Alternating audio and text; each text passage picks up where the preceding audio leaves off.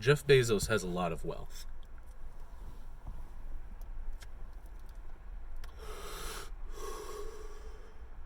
But a lot of people seem to be confused about what that means. Okay, Jeff Bezos has like 250 some odd million, or billion, sorry, 250 some odd billion dollars of net worth. But net worth is not the same as cash. See, a lot of people will do these infographic videos about uber wealthy people, and they'll talk about, like, if you worked at standard median income in America 24 hours a day, 7 days a week for 8,000 years, you still wouldn't have the same wealth that Jeff Bezos does, and et cetera, et cetera. And that's true. That may be true. That may be very well true. Excuse me. Yeah.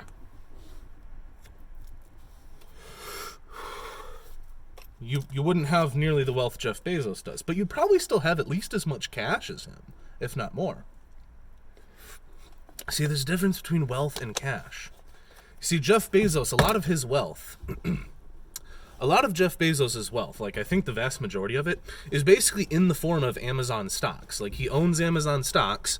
Amazon stocks are worth like $2,400 a piece or something like that. And Jeff Bezos owns a lot of them because, you know, he founded the company and retained a lot of his stock when he went public, with his IPA and everything. But here's the thing about Amazon stock, right? It's not the same as cash. Jeff Bezos can't, walk into the local Lamborghini or Maserati or Ferrari dealer and be like, yes, I would like one Aventador, please. Here is a stack of Amazon stock ownership certificates. It's not how it works, I mean, in theory, sure, the dealer who owns the car could, in theory, decide to make a private bartering transaction with Jeff Bezos, write up a custom contract for it, etc. It's not how it generally day-to-day works. Jeff Bezos isn't going to walk into the local grocery store. Well, he owns grocery stores, so he could probably just walk in and take what he wants anyway. But assuming Amazon didn't own Whole Foods, but was still worth just as much, he isn't going to walk in the local grocery store, fill up his cart, and be like, okay, here's some fractional shares of Amazon, right? It's not the same thing. A lot of Jeff Bezos' Amazon stocks, too, he'd legally just can't liquidate. Because it would destroy everything. So here's the thing about cash, right? Like, if one person owned all the money in the world, or even in a specific country, if one person owned all the United States Federal Reserve notes, all of the cash in America, it would be worthless. It would effectively become worthless. Because it's not circulating. It's not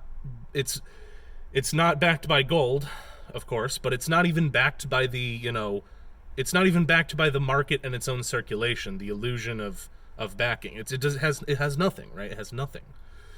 So, if Jeff Bezos were to just sell off all of his Amazon shares and sell them purely to Americans, I mean, George Soros would wipe away a tear of pride at the absolute economic destruction that Jeff Bezos would wreak on the United States by doing so. So he can't just sell off his Amazon shares.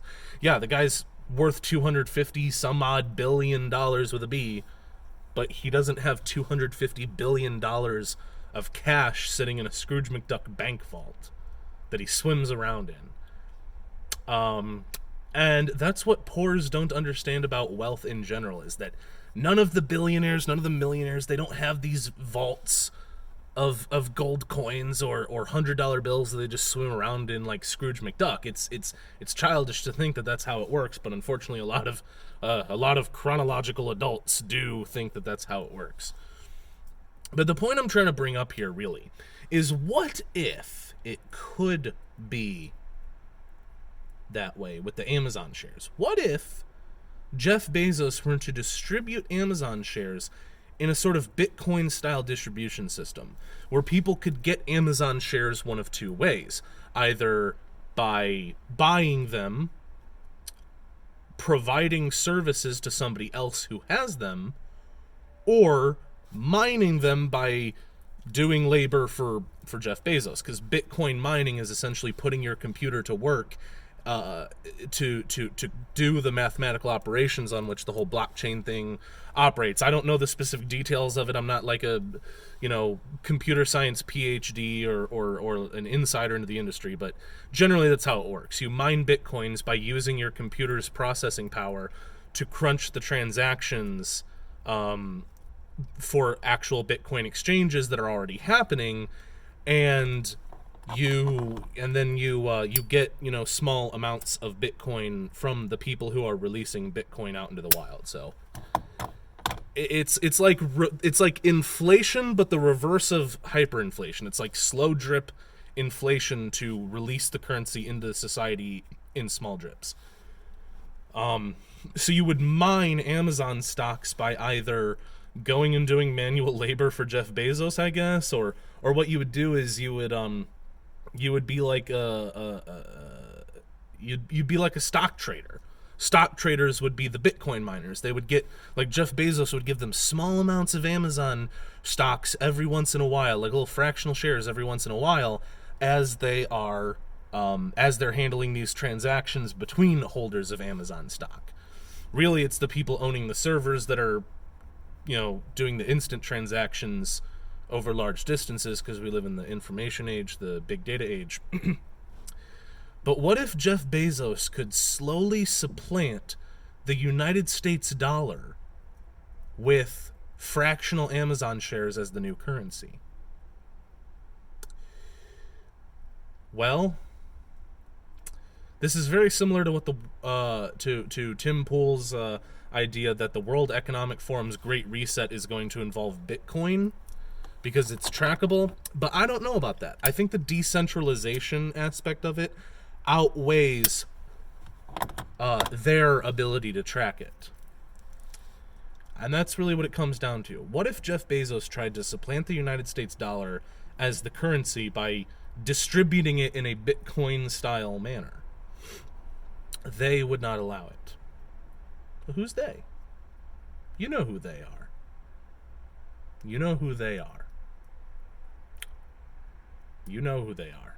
I know who they are. You know who they are. But do you know that I know who they are? Do I know that you know who they are?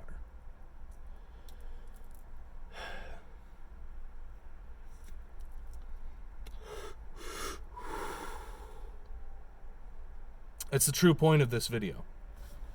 It's the true point of it. See, we all know that there is a them. We all know that there is a them.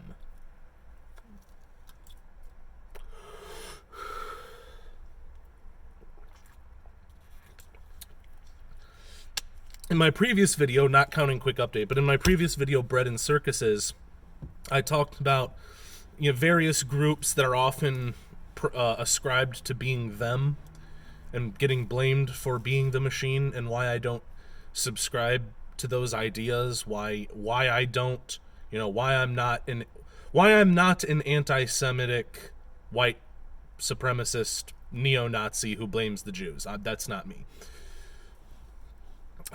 But you see, we know that there's a them, right? But what we can't seem to agree on is who they are. A lot of theories have come up about who they are. One theory that I've seen, one hypothesis I should say that I've seen, is that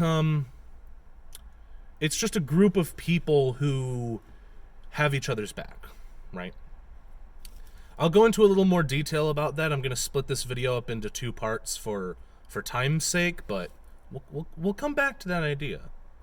Anyway, this is North Sea Hero signing out for now.